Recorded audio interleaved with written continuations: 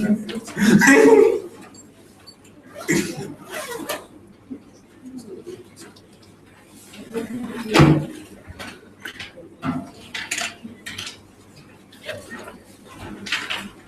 without further ado, I invite the Prime Minister to speak to the motion that stands in their name.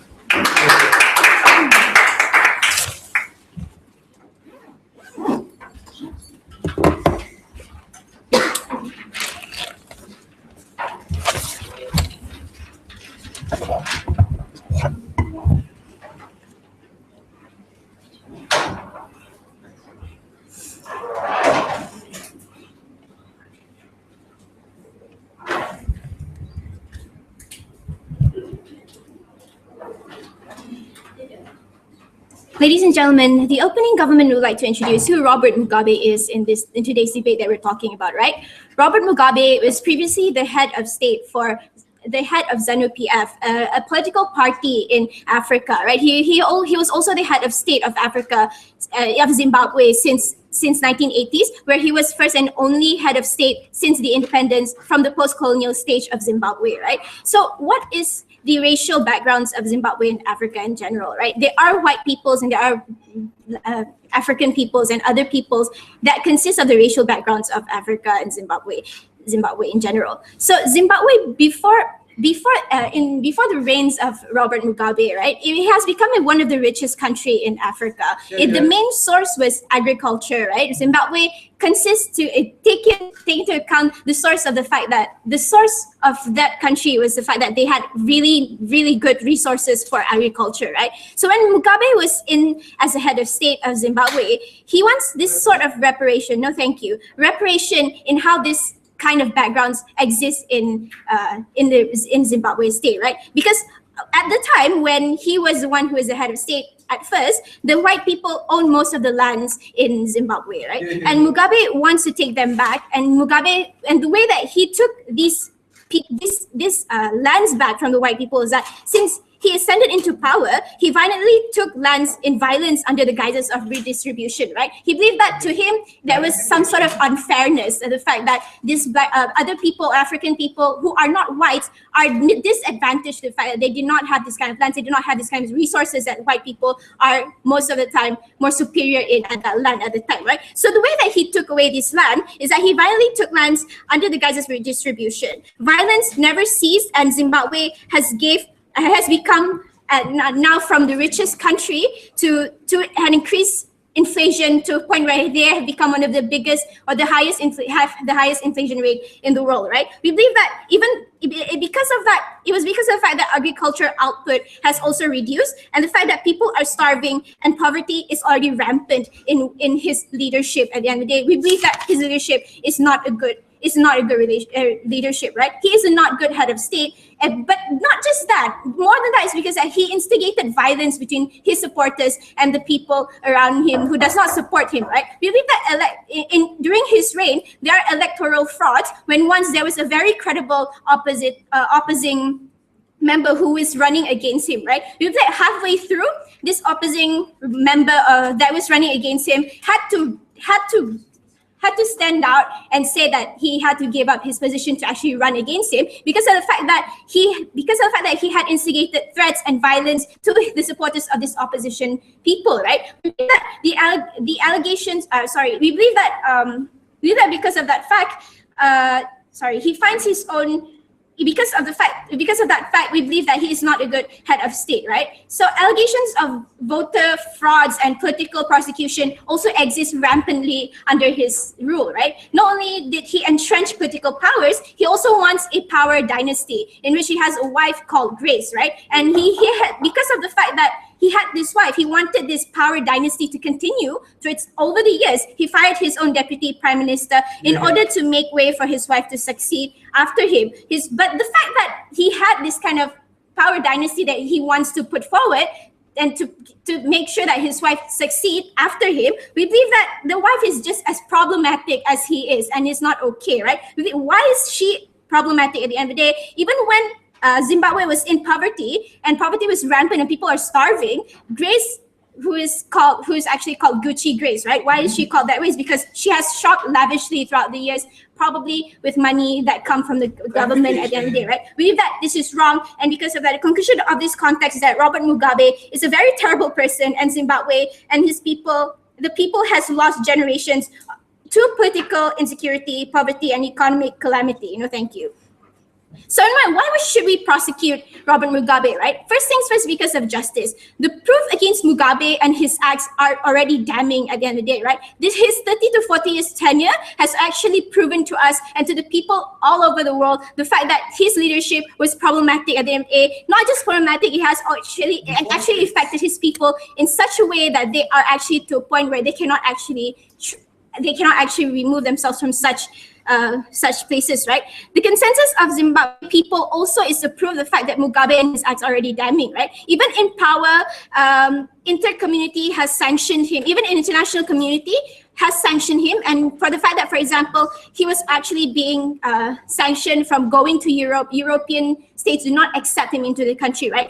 We fairly assume, because of these facts, we assume that the outcomes of prosecution is overwhelmingly in favor of the victims that are under his reign, right? We think, what will prosecuting him get us? There are 4 pillars of justice, right? Justice, retribution, closure, deterrence, and incapacitation, right? So what I'm going to talk today is on closure. How we cannot undo, of course, we cannot undo all the harms that he has done to the African or Zimbabwe people, right?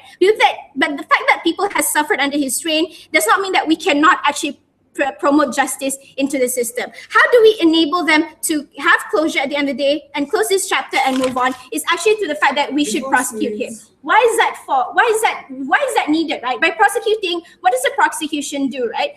During trials, counsel cites testimonies and proofs of the people around during the times of Mugabe, right? And it is done in a public manner, and it's important to victims because in the beginning the victims are helpless because when he was the head of state, he entrenched through violence and threats, and people were powerless against Mugabe, right? So the significance of speaking in court and to actually prosecute Mugabe at the end of the day, to know that your experiences are not in vain, to know the experiences of the people of Zimbabwe who has gone through such entrenched pain and sufferings under his rule is not in vain, right? Your sufferings are brought to light and to use to punish Mugabe at the end of the day. That sort of closure and peace of mind is crucial to the hundreds and thousands of people to take up the pieces of their lives that has broken and to move on, right? So it's also a huge deterrent to current power, right? Once people successfully serve justice to one dictator, it sends a very huge message that the future dictators, that people are powerful and they won't go away with the things they do, the bad things that they do at the end of the day, right? Because Robert got away with 30 to 40 years of entrenching with violence and stuff. It proves that even after 30 to 40 years, justice can still be served, and the positive effects that whatever leadership will be reminded of it, and the fact that the public will also be reminded of it, and they will know better that they will hold better accountable to the government, right? Because they know that they are not helpless, and because even after 30 to 40 years of justice can still serve to their favor. Thank you.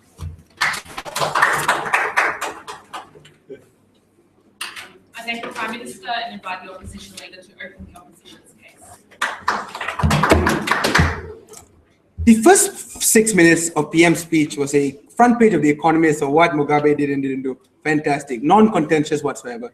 What was contentious though? That we can get justice out of an acquittal. I think there needs to be structural reasons why you can get this, why he would accept that he did all these things and willing to go to jail, especially given the status quo that he's been offered a deal by the current military that if he takes his money, he keeps quiet and lets Zimbabwe move on. No justification why he would do the reverse. Secondly, your justice needs outcomes. So the only outcomes that they claim, and this is asserted, that future dictators will not fall under this line. Firstly, you needed to prove why you can acquit him and you will be able to ensure that he does suffer, if not, your benefits do not accrue. But secondly, and more importantly, we tell you why isn't the coup sufficient. If the coup was a very good, or like the coups against Recep Tayyip Erdogan or the coup against Robert Mugabe are sufficient to show you that oftentimes, if you are a horrible person, we will not sit there lying down to accept it. Having said that, what are the questions that OO will answer into this debate? Number one, what is most important for Zimbabwe? Secondly, where will the specter of Mugabe grow? Thirdly, where is its economic prosperity much better? And fourthly, that is where we get retribution for the minorities that were often screwed over. Because without money in their pocket and without a job or without food on their plate, we don't think justice or this ambiguous sign of justice is beneficial whatsoever for the people of Zimbabwe. Firstly, what is most important for Zimbabwe now? The status quo is there's a military deal where Mugabe gets paid on the condition that he keeps quiet and silent and does not involve himself in politics whatsoever. The vice president will be elected, and correct, compared to Grace Mugabe,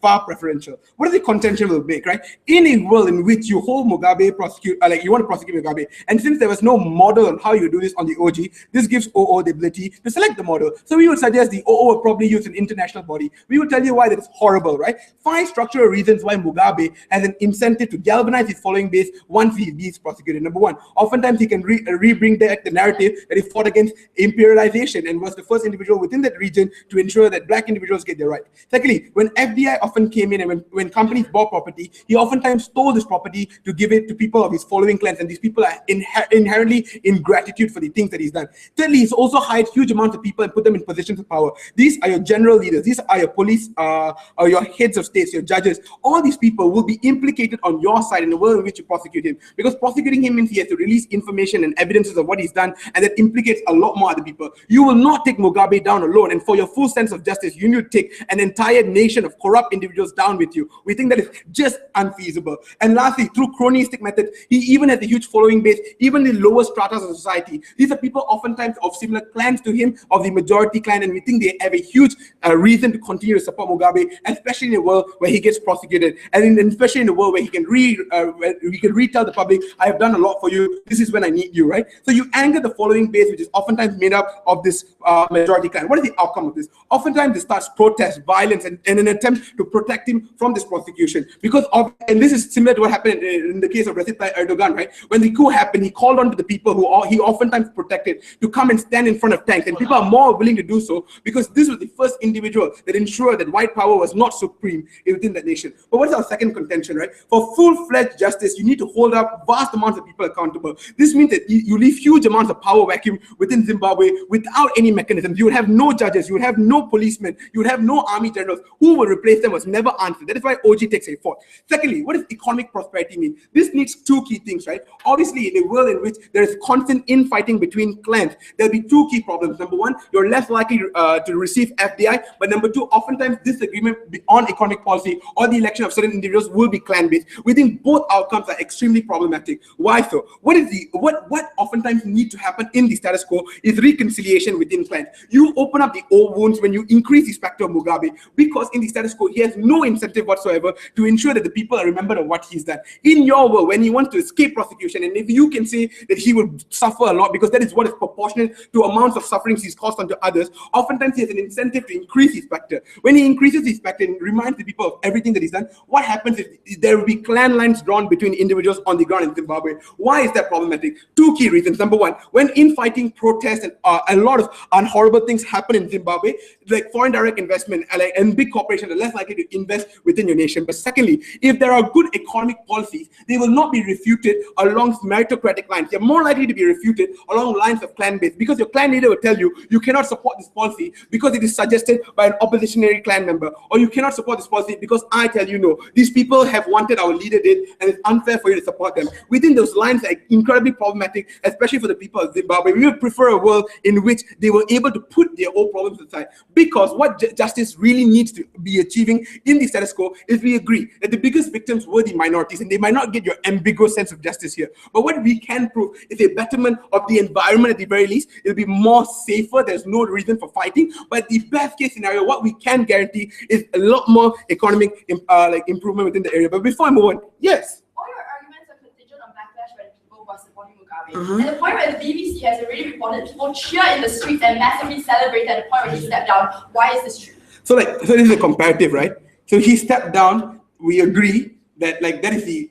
So there's not a big problem, right? Him stepping down is good for them. But prosecuting him and putting him through suffering, it oftentimes causes some level of reflection on the ground of the people. And even if the vast majority of people, you say, are very happy that he left, we tell you that there will still be following bases, and the important nuance of this following bases is they have huge amounts of power. They have military might. They have army generals. The army generals have huge amounts of influence within the army. So even if in your best case scenario these are a minority of people, our contention, this is a powerful group of people who oftentimes came into power through Robert Mugabe, and they have an incentive to ensure that he is well protected because of some level of gratitude, and more so because of the clan lines, right? But lastly, the discussion on the minority, right? And I think we will concede that the prima facie justice that you want will not be achieved, that they would have to remain silent, and they oftentimes will not be very happy with what happened. But we think it is problematic to suggest that you can give them a better world. For your better world, you need them to be less marginalized, victimized, and the lines of between clans to remain. You further highlight those clans. Why so? Because to prosecute him, oftentimes the crimes that he did do were against these minority clans. And we think when you are doing those things, you oftentimes remind the people on the ground the vast, atrocious things that he's done. We think those wounds need to heal and need to patch up. We achieve that better on our side. What are the four issues that we beat opening government on? First of all, the lack of model and lack of pathway to justice that they claim they could achieve. At the very least, we concede to you that the status quo is not a bed of roses, but you make the status quo far worse.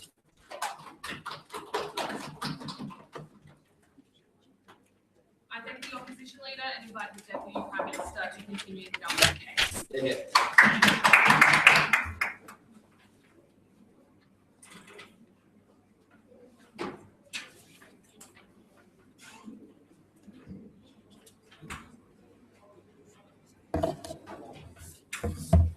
The motion reads, this House believes that this debate is about prosecuting Mugabe. It's not about what we should do or who should fill in the power vacuum. I don't think those things are appropriate burdens for Mithun to push on OG.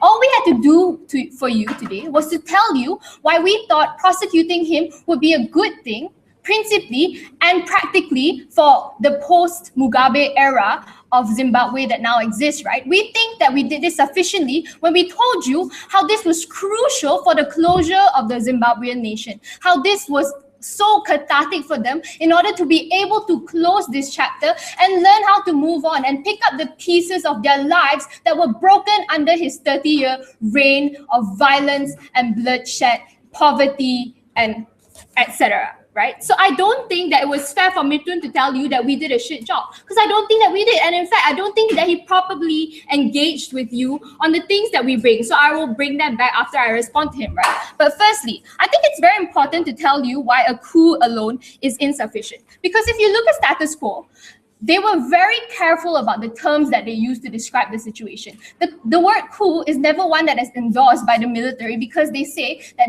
that this is a resignation by Robert Mugabe, so this is a legitimate transfer of power. And the fact that they're trying to make it this way and not call it a coup is because a coup has very severe political implications, because this means that foreign aid will now be much more hesitant to be transferred to you if it's seen as your transition to power is not a legitimate one, but just one transition from one dictator to the next, right? Why this is important in whether or not we prosecute Mugabe is that prosecuting Mugabe sends a very important political signal about how this is a legitimate transition, because we ousted this person not based on political wills or agendas, but because this person committed severe crimes against his own people. And in order to have that being a legitimate claim for whoever fills in the gap after him, you need to be able to bring fully his crimes into full light, and that can only be achieved under a prosecution, a trial process, right? But then Mithun goes on to tell us that a trial will backfire and banks his entire case about how Mugabe still has very, very strong support. A few things to disprove this. Number one, ZANU-PF dropped him like a hot cake the moment the military put him under house arrest, right? And we think that this is also very believable, because him in itself, through his own actions, like Zaza told you about how he was clearing the way to make Grace his own successor, right? Like firing his deputy PM. This shows us that he was no longer interested in what was best for his party also, but just he was only in it for himself and his own personal legacy, right? That means that ZANU-PF knows this as well. We do not think he still has any political supporters on that side. On the lower echelons, because he wants to galvanize all the poor people to come up and fight, because apparently Mugabe has done so much for them. Excuse me, they were a really rich country, and he basically crashed and burned the economy, right? So we don't think whatever support he has actually exists. And I think that this requires a lot of amount of counterfactuals in order for them to negate this claim, given that this is something that general consensus has supports, right? Before I move on, let me take one from Mithun. When in trial, he gives testimony against everyone and ensure that he continued the dominance of Zimbabwe, will you put all of them behind bars? I don't understand. Okay, if he's in trial, right, and then he named several names, that means that we have credence to further investigations into these people. I will also elaborate further on why that is a very good thing for us to do and to pursue, right? But no, so like, look, back to that. We don't think he has any more support. We don't think that prosecuting him will result in any sort of backlash, given the fact that he has had to rely heavily on electoral fraud and persecution of his political opponents in order just to retain his power, right? So moving on. Why do we think that this is so important for us to do? We think that when you are transitioning power in such a significant, drastic manner, it's important that people trust in whoever comes into power next. Because for 30, 40 years, they've been screwed over by this person who was only in it for himself, who was throwing lavish 85-year-old parties when everybody else didn't have enough to eat. This means the public has lost faith in public office, and I wouldn't blame them. But how do we regain that? Because recognize that trust is the precursor to having them meaningfully participate in whatever measures the government that is coming in next takes on in order to improve Zimbabwe and lift it out of the dire states that it is in right now. We think that this is a huge step forward in reconciliating. Midrun told you that it opens old wounds. We don't think so. We think that these wounds are open and they're bleeding, and we need to put some salve on them, right? We think that whatever happens, if people feel worse about it, that's good, because that means that they're processing it, and after that they can finally close this chapter and move on, right? We also think that this grants legitimacy to whatever prospective leadership arises in its space. Why? Because the trial process, like I said just now, means that Mugabe himself will have to testify to defend himself or whatever. And then Mitun does claim that this leads into further controversy by him naming names or whatever. We think that that's a good thing. That means that you point out people that you can no longer trust. Those people will then be investigated, will lose or have their position within government taken away from them. And at the end result of that, you get a more credible government that is going to take his place. And if you don't have one, then there's an opposition as well, right? And so the point of the matter is this. We think that things in Zimbabwe are not going to get better in any time soon. But what's important is that the people know that they did not suffer for nothing. If you don't prosecute him, you give him this deal of amnesty plus silence. You tell these people that you have suffered all these years in vain. He took your lives away from you. You lost generations to him for 30, 40 years. He's not going to pay the price for it. The least we can offer them, even if we cannot, although we think that we can guarantee a conviction or whatever trials that arises after this, right? We think that the process of having their stories and their testimonies and his crimes coming into light, having everybody know, having it stated in a court, will give these people the closure that they need, will give them the trust that they need in the next government to move on, will tell everybody that the people of Zimbabwe do not back down, that they do not maintain their silence in this, and that if you torture them this way, you will pay the price for it eventually. Thank you. I thank the speech and invite the Deputy Opposition Leader to continue the case.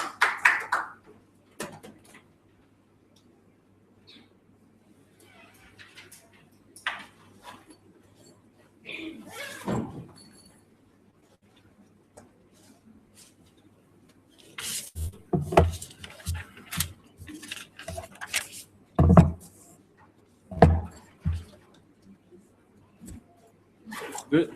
Okay. Look, if we're going to be intellectually honest with ourselves here, we need to specifically nuance Robert Mugabe and the kind of people that are in his administration. So if you wanted counterfactuals, here are a few. His vice president also took part in a lot of the atrocities that Robert Mugabe carried out. It is undeniable in this debate that a lot of the current administration within Zimbabwe are also involved because these are people that directly benefited from his instances of corruption. First, opening government comes up here and they talk to us about how he was willing to instigate violence and even falsify elections. We think that it's extremely likely, given the nature of his power, given that the military was incentivized to give him a deal, pay him a salary for the rest of his life, along with Grace Mugabe, just so that he would let them transition his vice president into power, because that's the preferred leader under military choice. Means that obviously the military has something to fear from Robert Mugabe, that obviously he has material that implicates a vast majority of the power structures that exist in Zimbabwe. We feel that this is something that side-opening government never truly engaged with in this debate. They instead try to falsify it by talking to us about some BBC report where everyone celebrated in the streets. Again, with intellectual honesty, sure, some people are happy that Mugabe died. Some people are literally waiting for him to die because he's literally 80-something years old. But that also brings into light the question, how long are you going to jail the guy again? Till he dies? At max, you get 20 years of satisfaction before he dies. Believe that even if you were trying to gain closure for these people, a vast majority of people on the ground, rather than closure, would prefer somewhat conflict-free or less conflict within their nation. We believe that these people prioritize peace over closure because peace is what puts food on the plate. But also, the cost of implicating Mugabe means that he's more likely than not to rise his supporters as well. We've seen it all over the world in cases where Erdogan of Turkey, a coup was put into place. He literally called his supporters to the streets and they were willing to stand in front of tanks. Undeniable in this debate that a lot of Africans benefited from his administration. But here's the important part in this debate. We believe that there are systematic problems with Mugabe.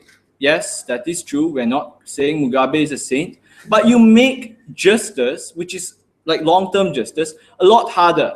Any political movement on the ground in Zimbabwe, if there are any, are still in their infancy, still in their grassroots. They're still recovering from Robert Mugabe. At the point at which you put the limelight on them and you force these people to voice the atrocities of Mugabe, you kill these grassroots movements in their infancy. It means that these people that you seek closure in the long term will never gain closure. We believe that it's strategically important to evaluate the status quo that exists in this debate. Strategically, if you are a political movement arguing for justice for victims of Mugabe's atrocities, which is the most strategic choice to do? To try to hold him accountable, given that he's already 85 years old. He has a maximum of 15 years if we buy that he lives to 100. Or are you willing to just bite the bullet and trade off some form of justice for actual tangible results on the ground? We feel that people on the ground, given the choice of peace and the ability to earn a livelihood, to attract foreign direct investment, would choose the latter over closure.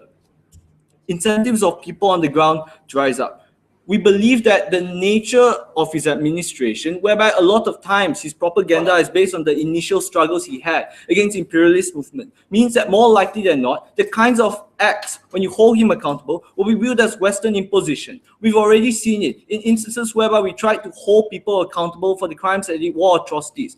We had one president literally swallow poison inside the courtroom. He was viewed as a martyr. We believe that it is important in this debate to not be able to martyr Robert Mugabe. The nature of a lot of these international institutions, given that these are Western forms of administration, means that people on the ground are more likely to view these things as form of Western imposition. Given the background of Mugabe, whereby he is seen as the person that rose up against imperialist movements and fought for people on the ground, people are more likely to buy into this narrative.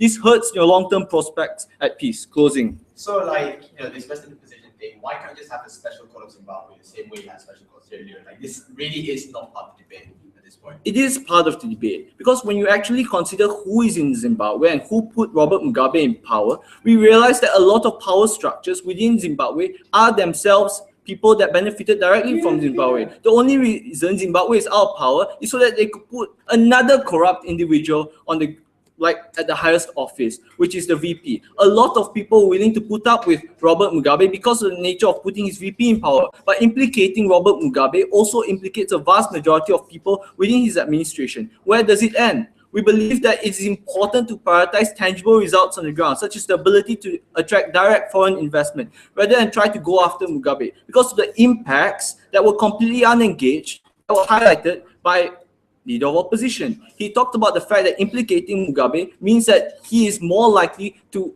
release the material he has on the current administration. We brought it to you in a POI. If he releases said material, the material that he threatened to release if the military didn't grant him a deal, would you also implicate everyone else? And they answered yes. But this is in fact the creation of a power vacuum. We've seen how power vacuums have existed in status quo and have damaged regions. We've seen Houthi rebels. The nature of a power vacuum means that you're going to have many different factions within the country fighting each other. It means that neither side wins. We believe that prolonged conflict is something that's extremely likely. Foreign intervention is something that's not going to work in this debate. We've seen how Saudi Arabia and Iran are using Yemen as grounds for a proxy war. We don't believe foreign intervention within Africa is going to achieve tangible results due to the nature of foreign entities, whereby they more often not have like ulterior motives of extracting material wealth within Zimbabwe or extracting its natural resources. Now, what have I talked about so far? I've talked about how the costs of prosecuting Robert Mugabe, more likely than not, will result in a lot of more horrible scenarios for people on the ground. I've talked about how the current administration is just as corrupt, and I've talked about how it's really important to get tangible results over this false sense of justice, which is less likely under your side, because under your side, grassroots movements will be killed as well. Proud to oppose.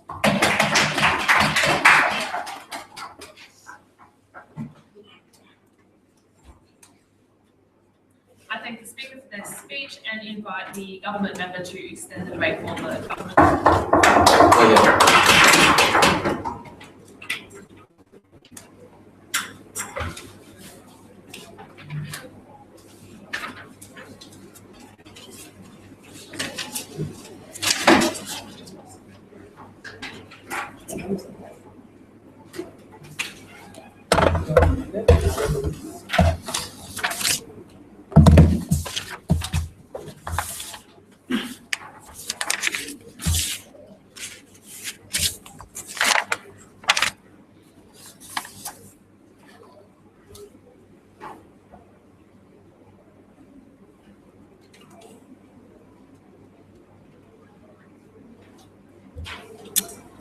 I think opening opposition is running a really risky case because the case is just premised on two things. The first is that there will be significant backlash because everyone in Zimbabwe benefited off the same power structures that Mugabe helmed. And secondly, that because they assume they were using a Western imposed court, therefore there will be Western imposition, therefore all these other backlash of why Western intervention in Africa shouldn't happen. If we take those two things out, it's out of the debate. Firstly then, why that backlash doesn't happen because everyone benefited from power structures? Firstly, just untrue that just because people benefited from those power structures, they're then unwilling to speak out, right? Look at Charles Taylor in Sierra Leone. Look at Mubarak in Egypt. Their cronies were absolutely willing to speak out against them, and their cronies were absolutely willing to prosecute them, right? So that is entirely possible. But secondly, we think that there is an actual mechanism that we can give you on our side, which is that when people speak out against them and give out information through the court of law, they therefore gain some degree of amnesty. They aren't charged for those crimes, right? You can't self-implicate yourself, or at least we can make that you don't do that, and that's a good incentive for people to come out and give that information. It's the same as a plea bargain deal in existing cases. So we think that it's entirely possible for us to have that mechanism. So courts are possible without significant backlash. But thirdly, note that Diallo hints at the point that when he talks to you about opposition being very weak and therefore dying out if you put them in the limelight now, suggests that he wants the opposition to speak out against the crimes of Mugabe eventually. That will never happen at the point where you precisely tell me that everybody's implicated in those same power structures, because it suggests that nobody ever is going to reach a level of power where they're willing to speak out without implicating themselves. Therefore, through the court mechanism they were giving you, where they're able to get their plea bargain in that sense, or get some kind of degree of amnesty and absolve themselves of guilt if they speak out against Mugabe and be able to punish him, that's when they can actually have an incentive for them to speak out. That's when we can actually get the truth to come out. So we think on our side, we're best able to get the information. Second thing, therefore, about Western imposition. So note that I've proven to you that it's plausible they were able to prosecute Mugabe through a court within Zimbabwe, a special court within Zimbabwe, rather than a Western imposed one. Therefore, I don't think Western imposition case is even relevant to begin with. No thanks. But one more response to that, which is that it's just untrue that just because it's an international court that is suddenly going to be seen as Western imposition. I think that that's just a high bar that you have to prove on their side that they never actually did. In that case, otherwise, every single thing, giving foreign aid to you, giving you aid from the World Bank and from the IMF will be seen as Western imposition. We still see African nations taking that money anyway and taking the intervention. Like, that's just not an argument to not do this. Okay, bringing you two things coming up from closing stuff. Firstly, I'm going to talk to you about why this is necessary for state building and for like a sustainable system of government within Zimbabwe. And secondly, telling you about how this breaks down the kind of propaganda machine that Mugabe has created to create the best form of justice for his victims. Firstly, about state building. So note that the biggest problem within Zimbabwe is rebuilding legitimacy. At the point where the state institutions in Zimbabwe were entirely centered around Mugabe, there's a significant power vacuum at the point where he leaves, right? That is because the state institutions were purposely weakened under Mugabe's rule, simply so that he can concentrate power and centralize it upon himself. This means a couple of things. This means A, even though the army has taken over, they don't necessarily have the same of like legitimacy that Mugabe had, because there was a personalistic legitimacy that's tied to him in particular, rather than the institution of the army, or rather than through the institution of having a revolutionary struggle to begin with. But secondly, it means that there are very little checks and balances upon the government, no thanks, at the point in which the judiciary has never been a successful check and balance against the government. It is important that we empower the judiciary by actually charging the guy, so that we're able to create legitimacy and trust within state institutions, therefore creating the cycle where you actually have healthy state institutions that are actually able to check on his power. So we think this is the most important thing for Zimbabwe. How do we fix this? Through the mechanism of trials. We give you 5 reasons. Firstly, at the point where you have trials where you have cronies that inform upon upon Mugabe, this means that you're able to acquit those cronies of any complicity. So if you buy the characterization that these people are all like complicit within crimes, that means that they still suffer from a legitimacy problem to some extent, even if to not the same extent as Mugabe. But now when they're seen to be helping to against the movement against him and like bringing him to justice, they now acquit themselves of any kind of guilt they have. They absolve themselves of their guilt, no thanks, which increases their legitimacy and buy-in from the people. This ensures that you actually have leadership that can even rule within Zimbabwe. Given characterization in both opening house teams about how shit their economy is, we argue that it's important that the leaders have some degree of buy-in, so they're able to have economic reform to help the country recover, and that is important for them to pass any kind of policies to begin with after this point. Secondly, we argue that having information about this pins it on Mugabe rather than on everyone else, which means that you centralize the blame and all the bad blood on one person who you now kick out of the of the ruling party or like any kind of ruling power within the system, which means that the rest of the system is now cleaner and therefore able to operate. The third is that because we go through a formal court procedure that's seen to be the state, you're finally seeing them as fixing their sins, but also increasing their capacity in the future to be able to do these kinds of things, right? So you increase the ability for the judicial system in the future to be saying, yes, we have a precedent that we are a check and balance upon the power, upon the government, which prevents the army from being able to centralize more power on themselves. So we prevent this problem from reoccurring. Fourthly, we argue that because you're able to use the judicial system, you build up the capacities in actual technical skills. So all the prosecutors that are involved in this case, all the witnesses, all the people, the paralegals and the legal aides and everyone now gains experience in actually a court proceeding that is actually likely to be successful because the magnitude of his sins are so great and evidence is so great. This means that they have lots of experience and are able to bring that skills to future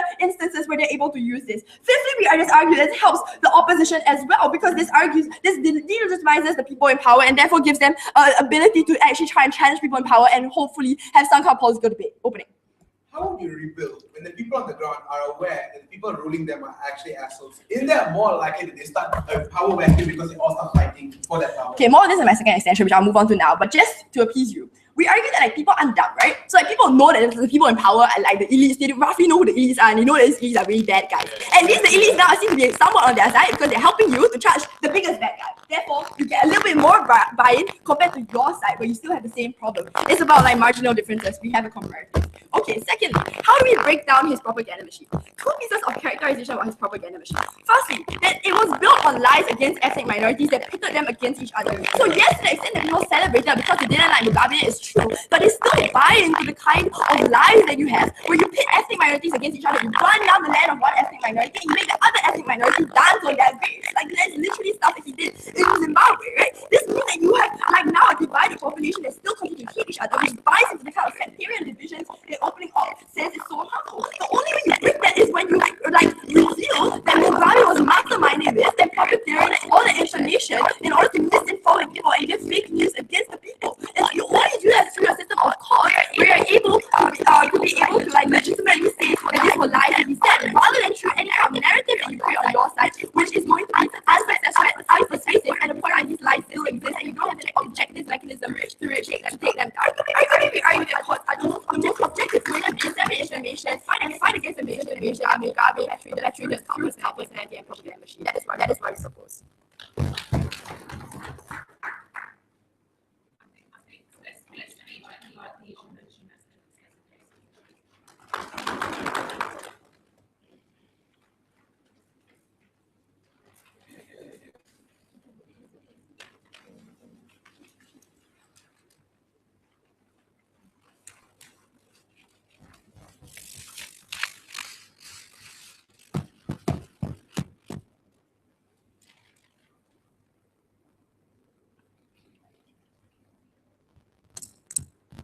Opposing government will bring you three important extensions. Does justice happen and how this process is likely to go, therefore it doesn't happen. Secondly, how deep does the structural injustice go? From two angles, and we're telling you the wrong ways to do it. Thirdly, we'll give you a way forward that's actually plausible and necessarily requires Mugabe not to be prosecuted, but before that, a few responses first. From opening, we got things like So from opening, we got things like, as long as you prosecute, it's going to work just fine because people have supported the fall of Mugabe. The problem with that argument is it doesn't engage with the nuance of the people who support Mugabe and to what extent the support is false. To the extent you want Mugabe to not be in power, doesn't mean you want Mugabe to be prosecuted. To the extent the average person wants it, doesn't mean the people in power do not gain disadvantage and therefore are likely to cause havoc in the future of the country, right? So that's the problem with that argument. Second thing they said is, as long as you prosecute, it's going to lead to faith in office. And this is also very reminiscent coming from closing with the given argument about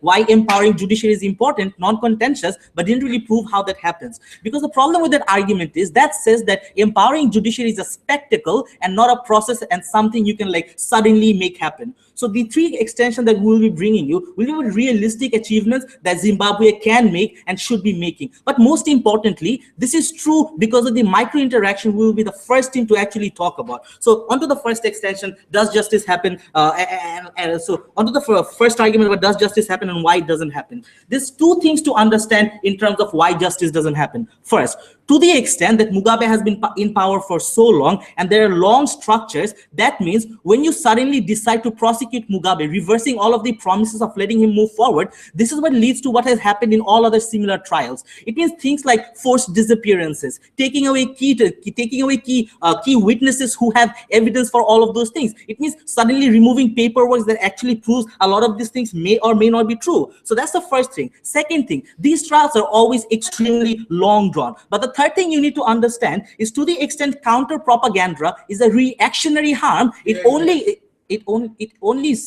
happens when you set this process forward at the first place. But given that I just told you how this is likely to go, it means the people who are most vulnerable and suffered the most are also most likely to face retaliation simply due to the process of trial moving forward. And this is why justice doesn't happen. But the second argument is really important in terms of analyzing the structural power dynamics in Zimbabwe. So we don't think just giving 30 seconds to assertions saying things like there will be a martyr and there will be power vacuum is enough to prove that there are structural dynamics at play. We'll be doing this from four angles. First, in terms of just people, and we heard some discussion about this, but we'll add two really important bits. In terms of people, you need to understand two things. First, to the extent Mugabe has created systems of patronages, it means that even if people in cities and more privileged places supported the fall of Mugabe, doesn't mean people in rural areas did not support Mugabe to be in power. And that's what allowed him to be in power in the first place, because these are average people who have benefited so long. But the second thing you also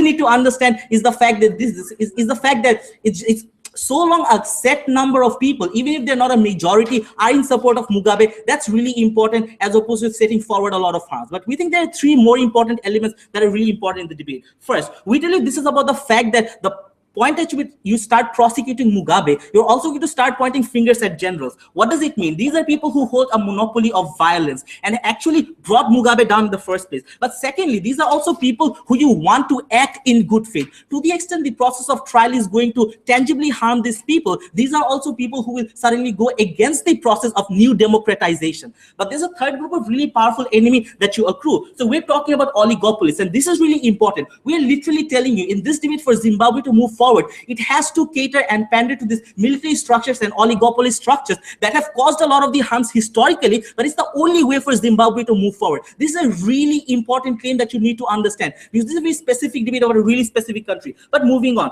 to the extent oligopolies control a lot of the economy or all of it, it really means that, for example, in Egypt, when you tried to prosecute the oligopolies, literally one family was able to bring down the food supply, thus causing the fall of Muslim Brotherhood in the short term. To the extent you acknowledge that people have benefited and some people have been really powerful, you also acknowledge that these people have the structural power to cause a lot of the dynamics on an immediate basis, but also on a long run. But the fourth important element that's really important, and this is really important, Mugabe rose to power and kept his power by actually empowering a lot of the minority pockets in Zimbabwe. Zimbabwe is one of the most cross-cultural countries in Africa, right? In the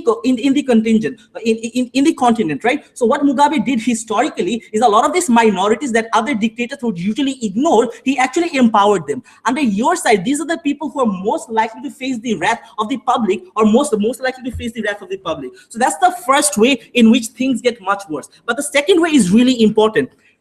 So the best case scenario in your side, and this is where Sarah's second part of extension becomes relevant. If all of that is true, what it means is it's going to be more likely that the vice president uses this as an excuse to escape accountability, because now suddenly this person becomes a hero by catering onto the populist sentiment, right? So either it will go really, really well, but it means that suddenly replacing Mugabe, you have a new cult of personality. It means that this person is far less accountable, and this person will use this to actually not commit to any of the structural reforms. Why is this exceptionally important? This is exceptionally important because now by actually disempowering the structural power imbalances, which are bad, but compared to this vice president who might become the new cult of personality is far worse, you actually make things for Zimbabwe much worse. But the third argument is about how Zimbabwe as a country needs to move forward. Therefore, first is not by doing any of these things. I gave you structural reasons why these harms accrue, but this is really important because Zimbabwe moves forward by not prosecuting Mugabe in two ways. A, it skews national discourse as a forward-looking national discourse, as opposed to a backward-looking national discourse. And this is really unique. This is really important, and it happens when you do not allow the process of people going down to streets and claiming Mugabe to be hanged. And these are the same people who focus on discussions that move the country forward and holding vice president accountable, as opposed to just being happy because Mugabe is being hanged. Mugabe is being hanged the way they like. But the second way this also happens is in the next election, the kind of people you elect and the kind of promises they make are forward-looking. It's about proving that you have a tangible mechanism to move the country forward and you have the experience to do it. In the alternative, it's the vice president making promises of the most stringent prosecution, which will actually take 30-40 years anyway, but it's also all these other leaders and the kind of incentives that they have in terms of Zimbabwe moving forward. Countries rise and countries fall, but it's really important to understand, in a country that has been disenfranchised for so long, change doesn't happen in a day. It especially doesn't happen when you incentivize people to appeal to the worst in all of them. Thank you. I thank the speaker for their speech and invite the government whip to conclude the government portion of this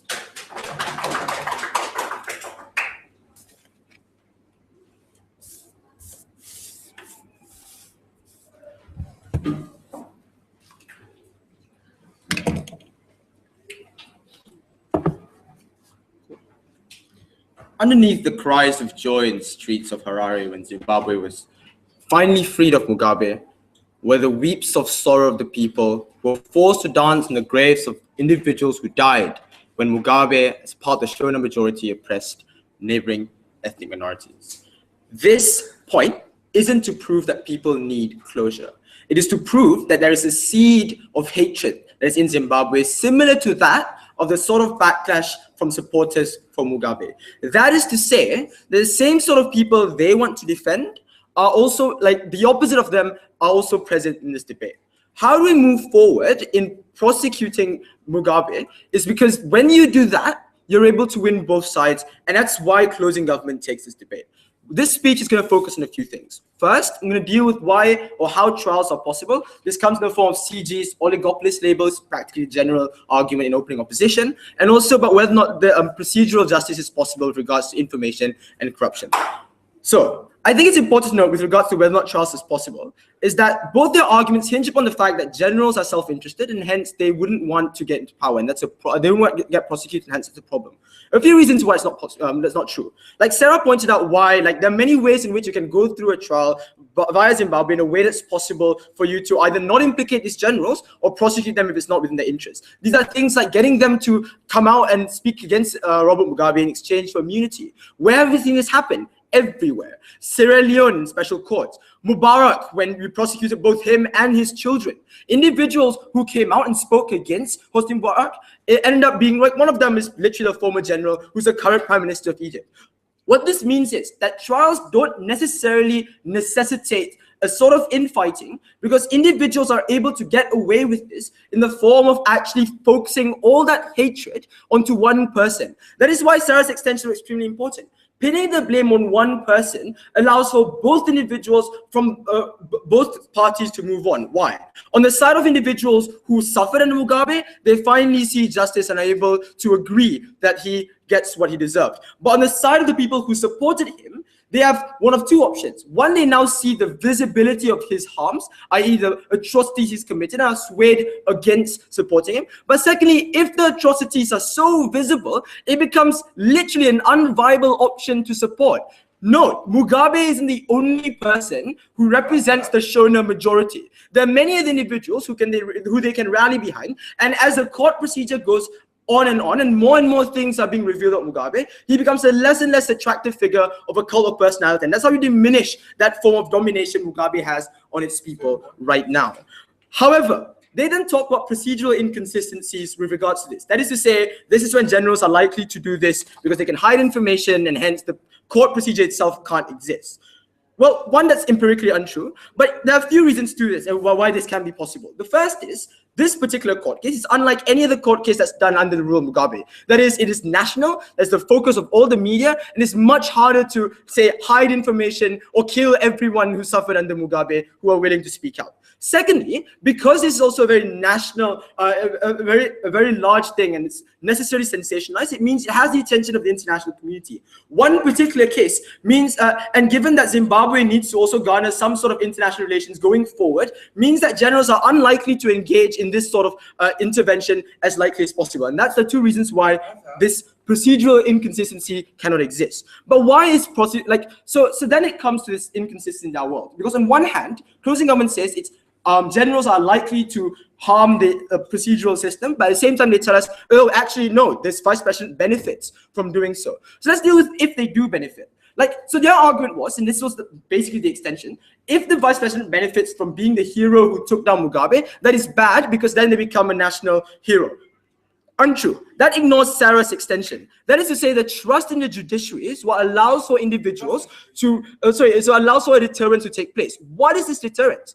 Right now, the only reason why you can allow for a vice president to go along and ignore any sort of reforms he promised is because there is no outcome in which he's prosecuted if he ends up in the same shoes as Mugabe 90 years down the road. However, the difference in our world is because now there's precedent that any sort of individuals who gets either overthrown or there's a coup will definitely face justice as a result of that, means that they're less likely to necessarily buy into the system of ignoring the reforms they promise. This is a deterrent that's literally exclusive to our world because one, it sets precedent, but two, the effects are visible. That is to say, the very vice president sees Mugabe getting sent to prison and getting prosecuted as a result of that, and that's extremely important. I'll take opening.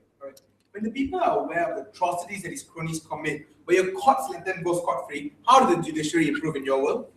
I think it's a balance, right? Like if all the harms that Mugabe has afflicted individuals are brought up and people know that, when Mugabe gets punished for his crimes, that is enough of a catharsis to those individuals. The comparative, however, is in their world where all of those atrocities go scot-free anyway. But furthermore, all these domination arguments in closing government actually are uncomparative. That is to say, all the oligopolists and generals still have an incentive to big up the generation of Mugabe anyway, because they were part of that system. But what's the difference here? With court cases and information that's released, you're able to take down any sort of cult personality that's reminiscent of the previous rule. That is to say, the kind of information that forces oligopolists and say the generals to change their stance and necessarily bash the previous regime as opposed to protect and salvage that previous regime as one that was a hero. Why is that true? It is true because in a world where amnesty is allowed, the individuals who get scot-free dominate the narrative of politics in those countries. What does it look like? It looks like in the form of those, like Mugabe, for example, gets scot-free, still has his political connections, still controls power of the media because of his wealth. And what that means is the narrative that's constructed is one that is an apologist to the previous era. And that sort of information means any sort of catharsis they want to get in their world cannot happen.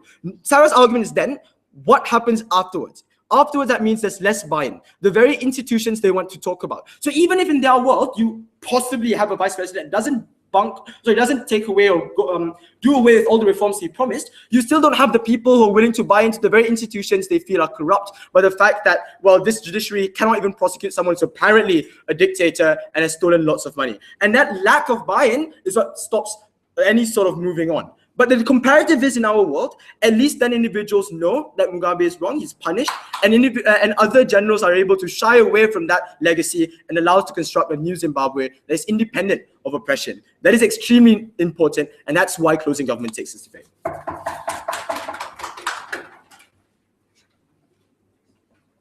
think the speech and invite the opposition group to conclude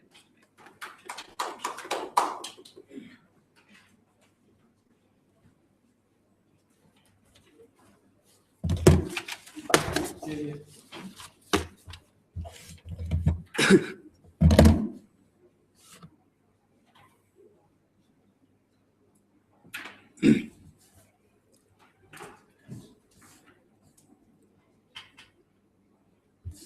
At the dawn of post-conflict societies, premised on societal ideas of strongman leadership, retribution merely makes you rescind Mugabe and lionize Mnangagwa. This debate is not about Razak's seed. He missed our extension in this debate. Our extension was never about oligarch backlash. It was about the fact that cults of identities are far more likely to coalesce at the point at which you focus reform based on an icon individual as opposed to long-term structures that do resolve Zimbabwe of change. So, 3 issues in my speech now. Firstly, on the principle of justice. Secondly, dealing with CG's extension, like empowering judiciaries, whatever. And thirdly, why retributive action of trials is anathema to what Zimbabwe needs. Let's talk about the principle of justice first and foremost. So OG and CG posits 2 benefits. Firstly, they say it's important to bring information. I think that's very inconsiderate of the alternatives she's not necessarily brought in this debate, because we still necessarily have, for example, trial and reconciliation committees necessarily determine information is likely to accrue. And I think that those things are actually far better because you don't have the existential threat of you guys being prosecuted and thrown to jail, which means that you're more likely to give out information and relay information because it means you're less likely to, you're more likely to be convicted, right? That means in that particular case, you're actually more likely to give all information and bring light all the chaos that they think that happens when they're outside the house.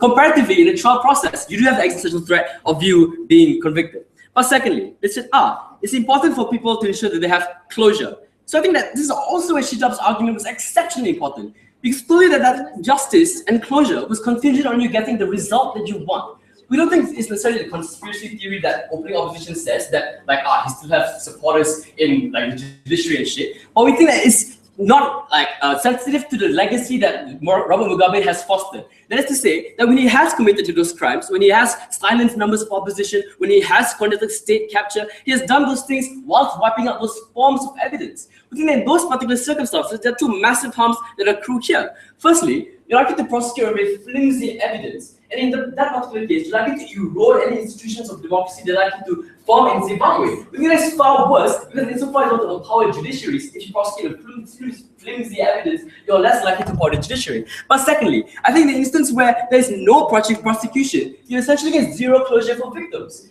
I think that in those particular circumstances, when victims have to endure long drawn-out trial processes, court processes, being told to recollect their father dying under Mugabe's rule, I think that's far worse compared to outside the house, where you don't necessarily have these victims coming up to begin with. I think that what they necessarily want is silence, not being forced to attend trials. Let's deal with CG's extension, empowering the judiciaries. Essentially, they told you that people in power need legitimacy. First response here, judging from Sarah's characterization of Mnangagwa's rule necessarily being popular, I don't think they necessarily need legitimacy anymore, because I think these people already are popular, because I think they derive a lot of legitimacy from being the ones who saved Zimbabwe from colonialist Mugabean rule. But secondly, I think the former is important response here is that this is where Shijab's extension was exceptionally important. because we don't want people to buy into the idea of there being an icon of heroes and saviors. Raza's buy-in was contingent on people buying into the idea of the judiciary and legal systems being an important form of democratic rule. I don't think that's really the case. At the point at which you center the idea of court reform on an individual as opposed to long-term structures, that's when you don't necessarily get the buy-in that you want on the other side of the house. That's when Mnangagwa is able to deflect accountability. You have to understand that. No, thank you, by the way. You have to understand it's very important context that we live in under Zimbabwe today. This is where Zimbabwe is necessarily at a crossroads. People are largely emotionally driven. This is also where Chitap's extension is exceptionally important. Because he told you that this sort of microcosmic interactions revolving around individuals are far more likely to be about Mugabe was the cause of our troubles, even Mnangagwa is going to be the savior. You don't necessarily make those things harder and inflame those particular narratives at a point in which you have a court trial process to begin with. Comparatively, absent those prevailing narratives, you're more likely to question the structures, given that you do necessarily focus on iconography to begin with. Let's bring back Shidap's extension. Why retributive action? No, thank you. Closing, sure. Yeah, so the comparative is we also have structural reformers of the judiciary who are empowered by a successful trial versus your side, where your economic reform still requires political capital by an elite that's not absolved of guilt because they aren't instrumental in that process of bringing about justice. So like your political capital is like not contingent on these people being absolved of guilt. I'm sure there's still reformers from Zimbabwe who are able to reform the forms of democratic institutions without being acquitted of guilt. But secondly, I think what is far more important here is that, like, let's just bring back Chitap's extension. He told you that Mnangagwa is able to deflect accountability via those cults of personality. People like to hail Mnangagwa as saviors and heroes. Insofar as they want to claim that the court processes are likely to be very civil and likely to garner the forms of justice, they don't ignore the facts and the sentiments that already exist in Zimbabwe. That the people are likely to demonize Mugabe to a far greater extent. That the microcosmic analyses are likely to look not very forward-looking. I think that's exceptionally important for Chitap's case as well, because he told you that who's next after Mnangagwa is far more likely to be another politician who is less likely to be able to garner popular will via policy, as opposed to the cult identity that already exists on the other house. They're far more likely to pander to people because people want to believe that there's a savior to begin with. The problem is people need to question those particular things. You jumping from one strongman to another doesn't necessarily solve the particular problem. Now, let's do some weighing here. This is why CO takes the debate, because firstly, recognize that we're not necessarily contingent on a very flimsy characterization of people supporting Mugabe under the operating opposition. But secondly, we don't think that your abstract principle of justice should necessarily come at the cost of the long-term structural reform that we get outside the house. That means the OG is necessarily out. They want very broad, vague principles of justice. We want the long-term ability to restructure from very tribalist society that centers on a cult identity. But thirdly, we also think that the short-term backlash that they get on that side of the house is also far less important than the long-term restructuring. Because, as I mentioned earlier, there could be another cult of personality that garners the same backlash that side of the house is fearful of. But in the instance where you don't have the ability to criticize because the court processes and judicial systems are rendered on an icon as opposed to long-term structures, you don't necessarily have the ability to do so. So, CEO takes this debate on those three metrics. Given that CG didn't necessarily told you why judicial reforms, why this particular judicial reform is so important to empower legal institutions, I don't think necessarily can take this debate, because we give you alternatives such as trials and reconciliation committees, etc., to achieve these goals. I think those institutions are far, far better. Very proud to boast. Thank you, Speaker, and speakers by the possible shake hands.